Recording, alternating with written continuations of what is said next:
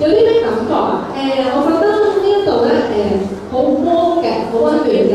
雖然學校唔係好大，但係咧我哋嘅設備好完善嘅。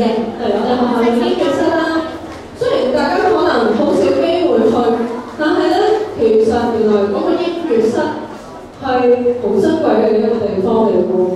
有啲小學咧係冇音樂室。咁你有啲咩要同學生講？要同學生講嘅咧就係唔好成日掛住咧好驚好擔心自己成績唔好。有時見到有啲同學好叻，咁但係唔使灰心嘅，因為我有時都見到同學會有灰心想放棄嘅時候。因為最重要就係有進步就可以啦，唔